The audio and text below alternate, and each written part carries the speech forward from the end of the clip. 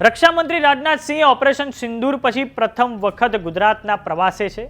આજે તેમણે ભુજ એરબેઝની મુલાકાત લીધી છે, જ્યાં તેમણે એરફોર્સ, બીએસએફ અને આર્મીના અધિકારીઓ અને જવાનોને મળીને ચર્ચા કરીને સરહદ પરની સુરક્ષા અંગે સમીક્ષા પણ કરી છે।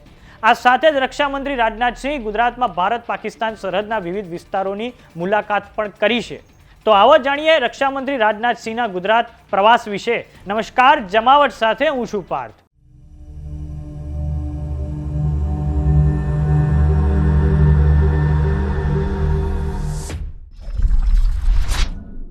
22મી એપ્રિલના દિવસે જમ્મુ કાશ્મીરના પહલગામના આતંકી હુમલા પછી ભારતે પાકિસ્તાનને ઓપરેશન સિંદૂર થકી જોરદાર જવાબ આપ્યો હતો।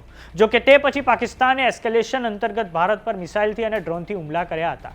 આ એસ્કેલેશન અંતર્ગત કચ્છ જિલ્લામાં પણ પાકિસ્તાની ડ્રોન દેખાયા હતા। ત્યારે હવે ભારતના રક્ષામંત્રી રાજનાથ સિંહ 2 દિવસના ગુજરાત પ્રવાસે છે। તેઓ સૌપ્રથમ ભુજ એરબેઝની મુલાકાતે પહોંચ્યા છે, જ્યાં એરફોર્સ, બીએસએફ અને આર્મીના અધિકારીઓ અને જવાનોને મળીને ચર્ચા કરીને સરહદ પરની સુરક્ષા અંગે સમીક્ષા કરી છે। આ સાથે જ રક્ષામંત્રી ભારત પાકિસ્તાન સરહદના વિવિધ વિસ્તારોની મુલાકાત પણ કરી શકે છે। રક્ષામંત્રી રાજનાથ સિંહે આ માટે પ્લેટફોર્મ એક્સ પર ટ્વીટ કરીને જાણકારી આપી છે કે હું હાલમાં જ નવી દિલ્હીથી ભુજ માટે નીકળ્યો છું। ભુજ એરફોર્સ સ્ટેશન પર હું આપણા હવાઈ યોદ્ધાઓની સાથે મુલાકાત કરીશ। સાથે જ 2001ના ગુજરાત ભૂકંપના મૃતકોની યાદમાં જે સ્મૃતિવન મેમોરિયલ અને મ્યુઝિયમ વડાપ્રધાન નરેન્દ્ર મોદીના વિઝન पर બનાવવામાં આવ્યું છે તેની પણ મુલાકાત લઈશ।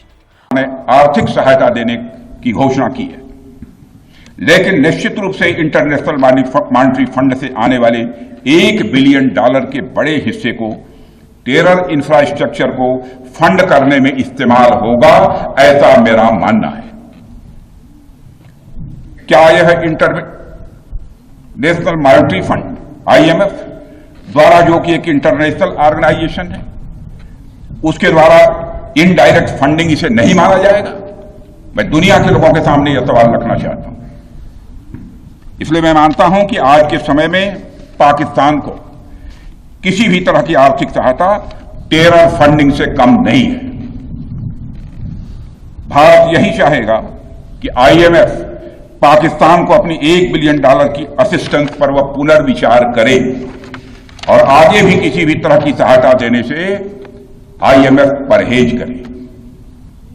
भारत नहीं चाहता जो फंडिंग हम IMF को करते हैं वह डायरेक्ट या इनडायरेक्ट किसी भी तरीके से पाकिस्तान या किसी भी देश में टेरर इंफ्रास्ट्रक्चर को बनाने में वह इस्तेमाल की जाए।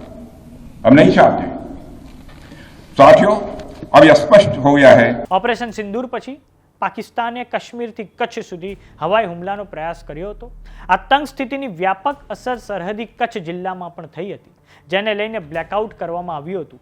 પાકિસ્તાનના નાપાક હુમલાને આપણી હવાઈ ડિફેન્સ સિસ્ટમની મદદથી એક પછી એક તેને નિષ્ફળ બનાવવામાં આવ્યા હતા।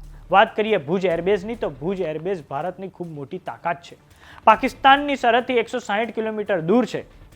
વર્ષ 1971ના ભારત પાકિસ્તાન યુદ્ધ દરમિયાન આ એરબેઝે ખૂબ મહત્વપૂર્ણ ભૂમિકા ભજવી હતી। પાકિસ્તાને રનવેને નુકસાન પહોંચાડ્યું હતું, પરંતુ ગુજરાતની મહિલાઓએ પોતાની બહાદુરીથી રાતોરાત રનવે ફરીથી બનાવ્યો હતો। આજે રક્ષામંત્રી રાજનાથ સિંહ તેમની મુલાકાત દરમિયાન પાકિસ્તાન સાથેની સરહદ પર સુરક્ષા વ્યવસ્થાની સમીક્ષા પણ કરી છે।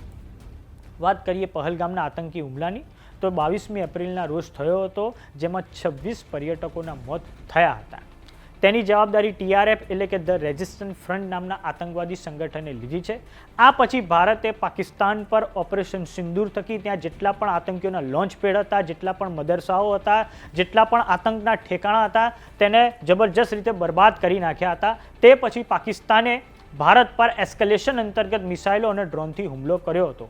તે પછી ભારતે વળતો જવાબ આપતા પાકિસ્તાનના 8 થી 11 જેટલા એરબેઝ બરબાદ કરી નાખ્યા છે, જે તેનું મહત્વનું ઇન્ફ્રાસ્ટ્રક્ચર હતું। પરંતુ હવે ભારત પાકિસ્તાન વચ્ચે સીઝફાયર થઈ ચૂક્યું છે અને ભારતે એક જ વાત કરી છે કે ભારત પાકિસ્તાન વચ્ચે કોઈ થર્ડ પાર્ટીની મધ્યસ્થતા ચલાવી નહીં લેવાય। તો આ બાબતે જે પણ અપડેટ હશે અમે તમને આપતા રહીશું। જોતા રહો જમાવટ।